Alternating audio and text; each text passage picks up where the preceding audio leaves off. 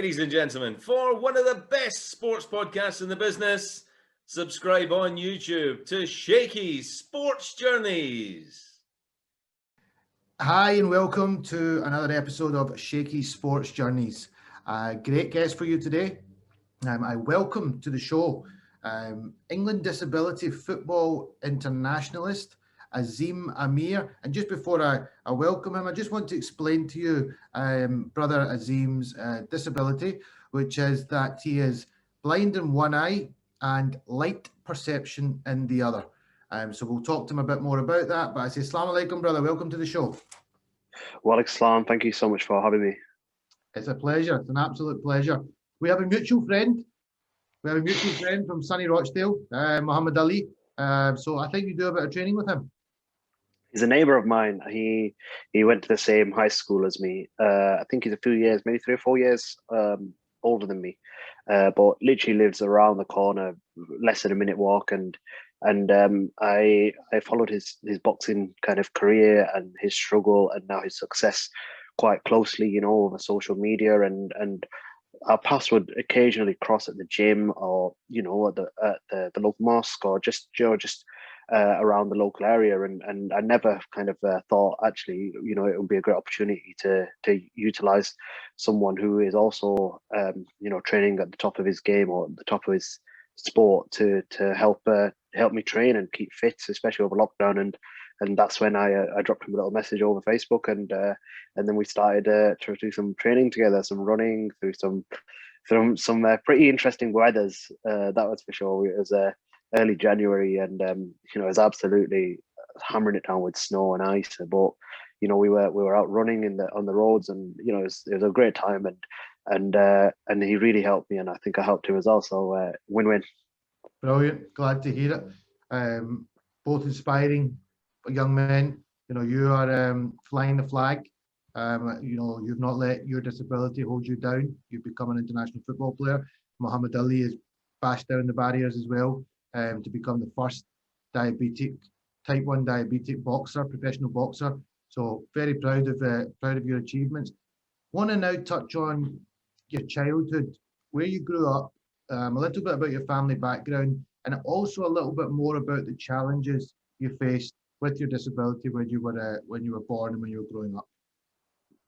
Yeah, so the condition that I have is called ocular auricular syndrome, and it was a condition from birth, and it affects the development of the eyes.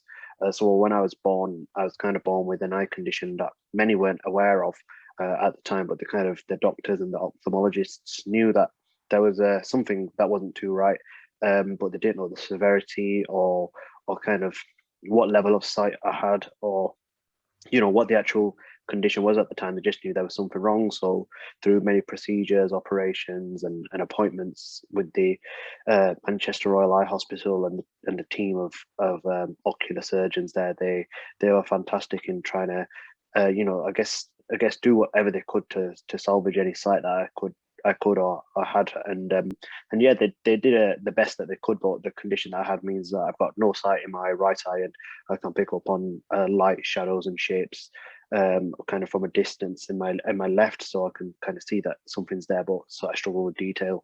But yeah, so it's a condition I had since birth, and I was the first child, so for my parents and my family, it was a massive kind of learning curve anyway. But with the condition that I had, it was even more of a challenge and an interesting time. But alhamdulillah, you know, we were supported really well by so many individuals, from the local authority to you know, doctors and specialists in the field who gave them the support and the guidance they needed to give me the best opportunities to allow me to live a quote unquote normal life / the best I could do with the sight or with the condition I had. And yeah, and kind of that early mindset really then was ingrained into me as I started to get older and went through a mainstream school and not a specialist school. So I was the only person with a disability going through mainstream school at the time. So yeah, it was a challenge, but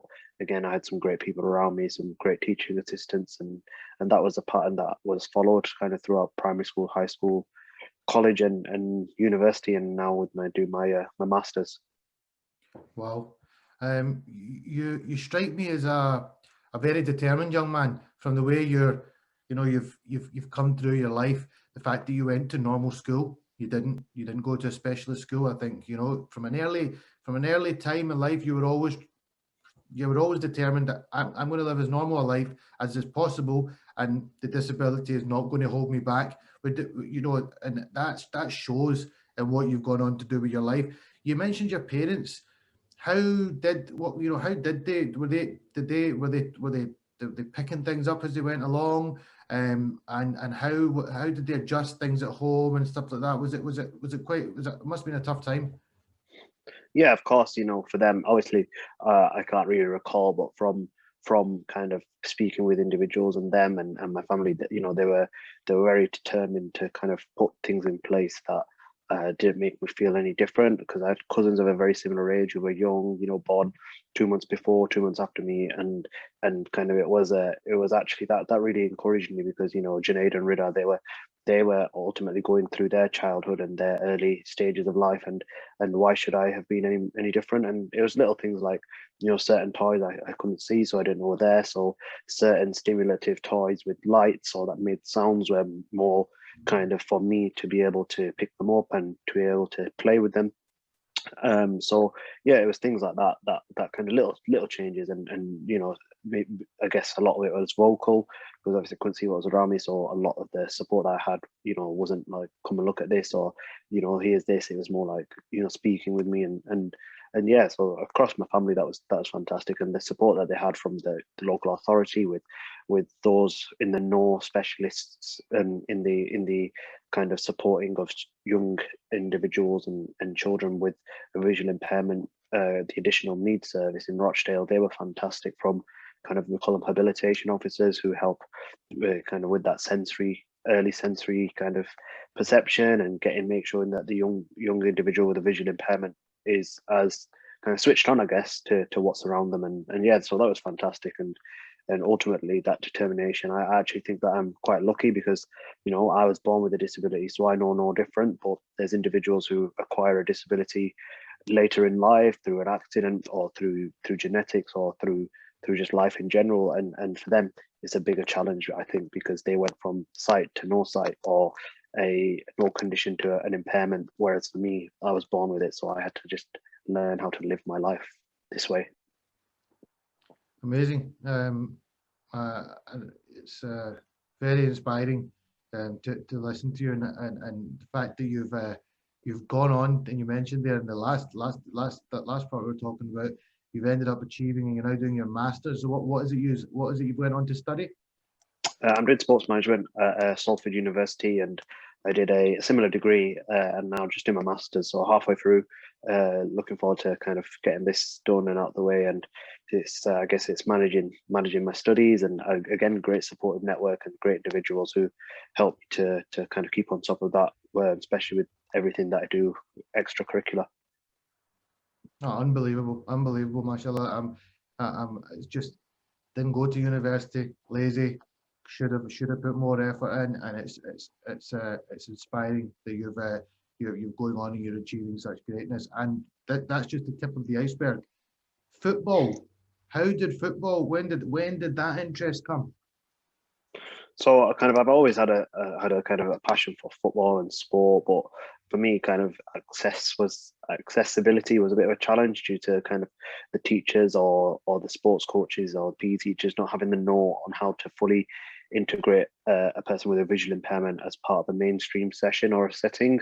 So they didn't know that there were sound balls that existed. They didn't know that there were certain ways to communicate, or certain sports or games for someone specifically with a visual impairment. So it was a bit of a, I had a passion for sport. I had a passion for that exercise and the camaraderie that comes with team sport and team games, but I was never really fully able to access them. So yes, football, as I was growing up, it was the talk of the class on a Monday morning after the weekend's games, and you're slowly hearing about players, and I still remember, when my real first recollection of a sporting thing that happened was Ronaldo's transfer to Real Madrid for something like 80 odd million, and that was a massive thing at that time. It was Ronaldo leaving Man United was just absolutely huge world news, and I just remember that, and yeah, it was kind of, they were my early days of Are you a picking up on Manchester? sport. Manchester United fan? I'm a United fan, but I call myself a lover of good football. I enjoy watching good teams play, and good players, and their ethic, and good managers and the tactics, and I enjoy good games. So when did you start? You've mentioned it wasn't that easy to, it wasn't very accessible in early stages. When did that opportunity? What age were you when you started finding a route for yourself to go to play football?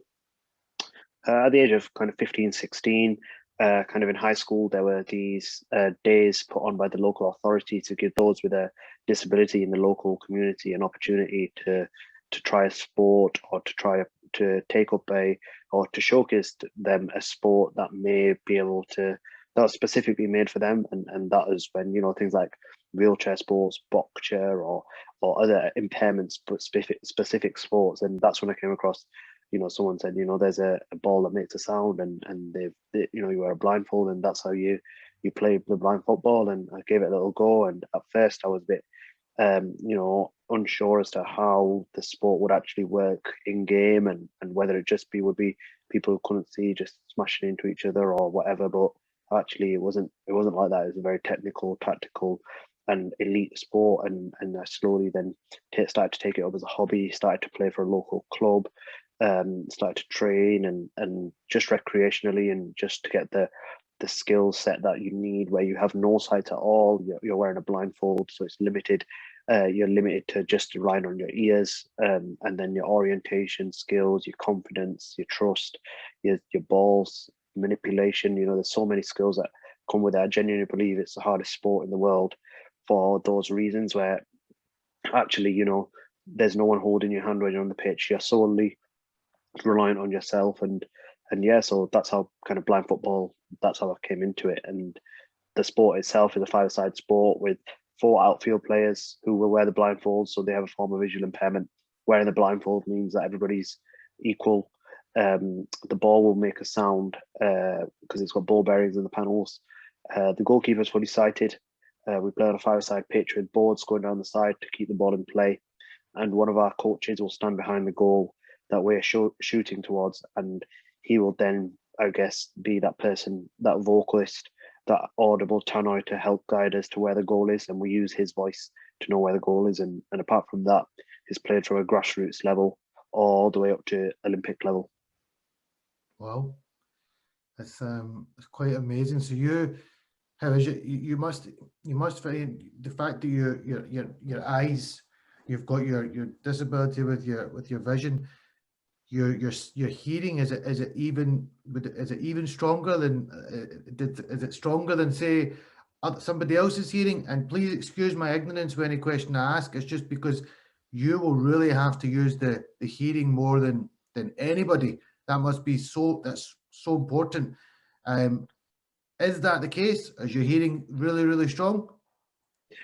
I'd say, it kind of hearing as well as your brain. I think, hearing is very, a bit more, you're reliant on it a bit more. You can pick up on things that you would see with your eyes, with your ears, because you train yourself throughout your life, daily, day to day. You're hearing for where the beeper is to cross the road at the traffic light. You're hearing for when your card pops out of the machine because you can't see it. You're using these skills day in, day out. So I guess you hear it is a bit more tweaked in terms of attentiveness, but I actually think it's your brain which is more focused on picking up on specific sounds, specific instructions, and specific kind of sounds in terms of like what's going on around you, your orientation. Your brain is kind of painting the picture. Your brain is the pathway to allow your ears to paint the picture, because your eyes can't see. And I think your brain has to be really switched on to help that. And I guess those who then, it is a trend where if you do really well academically or outside of football, in terms of where you're independently living, you've got a job, or you're integrated well within society, and you're succeeding, those are the individuals that will do well on the football pitch, because they learn them life skills, which will then transfer onto the pitch. How did you get to play for? How did the opportunity to play for England come about? How long ago was that? And who were you playing for to get spotted to get that opportunity? So I was playing for Merseyside as a county in the domestic English league, and it was there when I kind of made my debut through them, and they trained me to a standard of, the training in blind football or in individual training is so different to the game, the physicality of a game, the speed, the noise level, the craziness. It's hard to replicate that until you only experience it.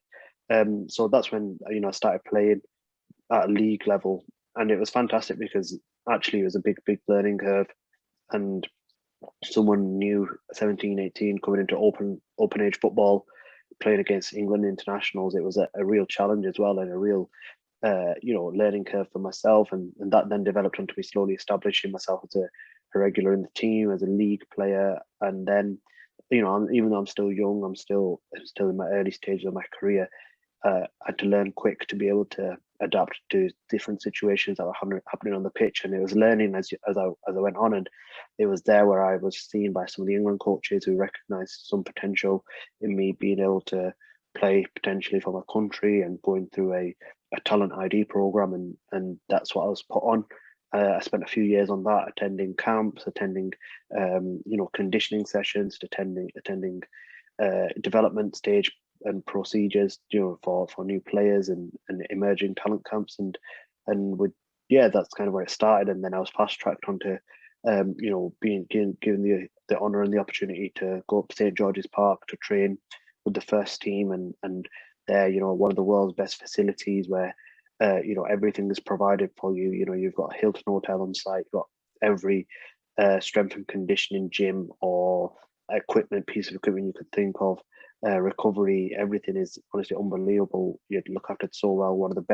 Some of the best pitches in the world are there, and we were there alongside the first team, and your likes of Harry Kane, Rashford, Sterling, they were there alongside us, and it was amazing to know that you're at that level of where you are training with at the pinnacle of your country's sport, so I started training, started to improve, really dedicated a lot of time, effort. I was supported by some amazing coaches who helped me along the way, psychologists, medics, and then slowly, hard work slowly started to pay off, and then I started to develop in my body in terms of my strength and conditioning, and then I was given the opportunity to go out to Japan, where I made my debut, and ever since then, over the last 2 years or so, I have the honor of playing all around the world in lots and lots of different countries, and on a contract and training and playing football day in, day out, what people dream of. Incredible. Very, very proud of you. That's wonderful. So what are you good at? What's your attribute? You quick? Are you a striker? Are you a midfielder? What's your role? So with five-a-side, it's quite an intense game. It's not your normal 11-a-side football. It's very quick, sharp, and very, very kind of sprint based. So I guess my long legs, I'm 6'1", and the legs really do kind of come in play when I'm covering distance, and they're quite good for wrapping around when I'm going in for tackles. Got some big levers which somehow can pick up on a ball and nick it from an attacker. So I actually play a midfield position, so kind of get an opportunity to go forward, but also defend. And I guess that position is good for me because I guess I'm quite intellectual, so actually my understanding and reading of the game is quite good, so I can kind of think about what's going to happen one or two passes before they've actually happened, so I can get myself ready.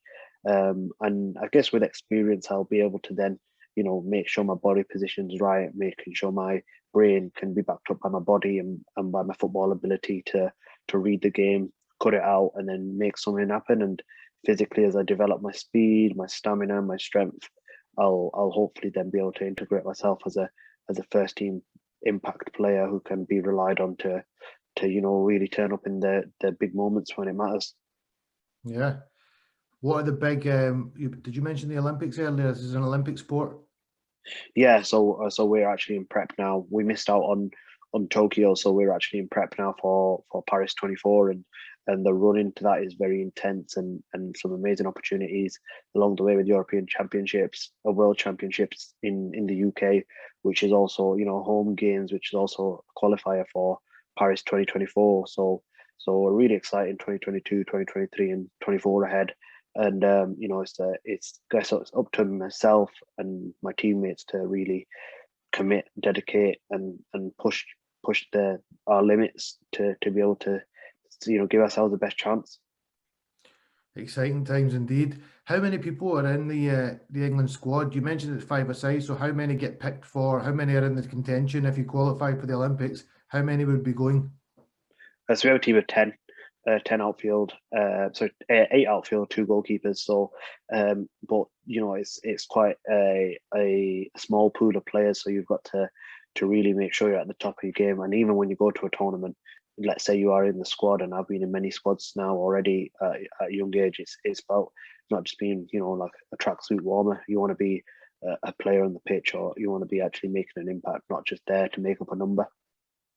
No, that's the right attitude to have. I like your mindset. Nobody likes to be bench warming, so I'd imagine everybody's pushing each other for places, which is only going to make your side stronger.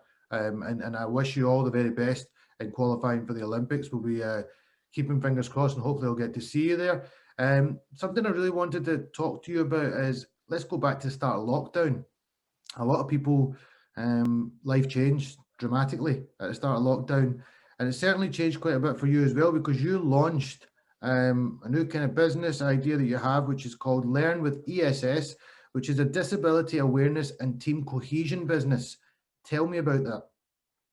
So as I was developing on the pitch, off it, I slowly began to gather some form of platform within kind of I guess society, I guess, and that was all to do with how my passion was to be able to help people better understand disability, and through that I was being given opportunities to do things like public speaking, you know, to be given the opportunity and the honor to do a TED talk, being given the chance and to work with big brands, big sports brands such as like Nike and Pro Direct, Sports Direct, and really huge worldwide brands. And I was very fortunate then to take part in campaigns around how we can change the way people think about disability, and I actually thought, you know, the best way that I think people can do that is through experiencing a day in the life of someone with a disability, and for them to put themselves in their shoes, and then be able to really, you know, use that experience as a way to engage in conversation as to how the mainstream can better support those with a disability, and that's what I set myself out to do. And working alongside the University of Salford and Santander and the launch business incubator there, they helped to turn that idea into a reality. You know, some great support from the likes of the Growth Hub in Manchester, and we slowly began to package this up where, you know, the individuals that will be tomorrow's teachers, doctors, dentists are today's students. So why not give them an opportunity to try these workshops? And that's what they are. So Learn With ESS stands for Education, Sport and Speaking, as a workshop-based program, which goes in and delivers disability awareness training, but in a really fun, interactive and practical way. We aim to not just teach people about disability, but to give them a team building experience to develop all the skills they need to do well at life. That's your communication, your teamwork, your listening, your trust, your confidence. And we use kind of education-based activities such as group exercises around things like Braille, sign language, autism awareness, invisible disability awareness, to kind of get a conversation going in the classroom. We then go into the sports hall and they get a chance to try a Paralympic sport, where they're doing something practical such as blind football, goalball, boccia, and other team building sports, to actually try wearing the blindfold, see what it's like to live as a person with a vision impairment. And then we introduce the sport, and they get a chance to train and play a game, to then, when they take that blindfold off, they watch highlights of a Paralympic level standard game, and they can really see, you know, what these elite disabled individuals are achieving at the pinnacle of their sport.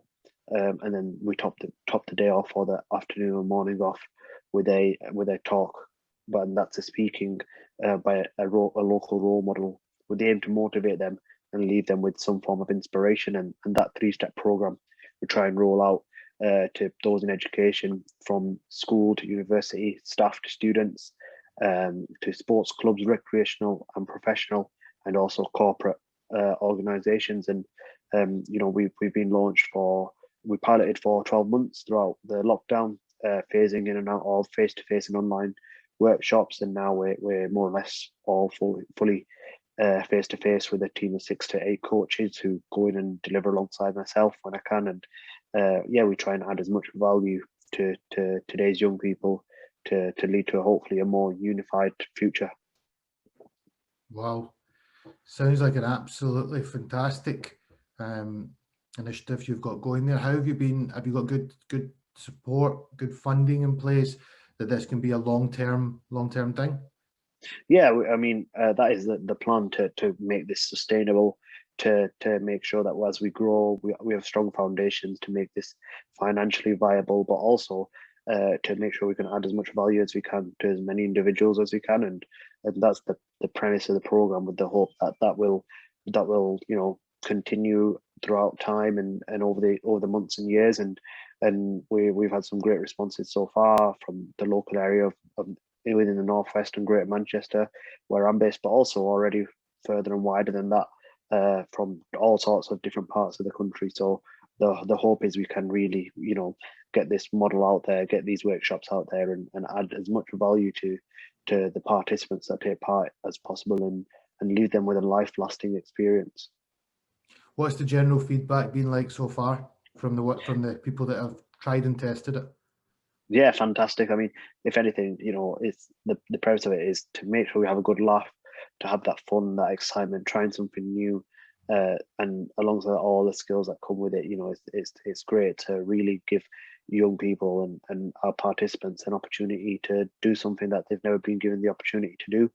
And also, the experience itself is something that will stay with them for a long time. But some great testimonials and feedback pieces so far, and we hope that word of mouth and marketing and advertising and social media and within the schools and within the colleges and the sports clubs and hopefully the SMEs and the businesses, it will slowly kind of come into something really, really kind of fought and fought after, and people really want that the value that the program can give, because it's a fantastic program, and hopefully people, only when they experience it or hear someone who's experienced it, find out that actually it's such a worthwhile thing to do.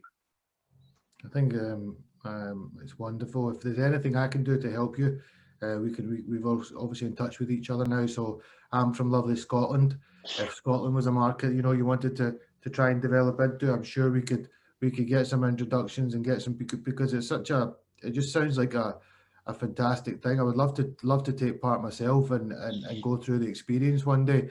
Maybe it might not happen in Scotland. Maybe I'll need to come down and experience it more down your neck of the woods.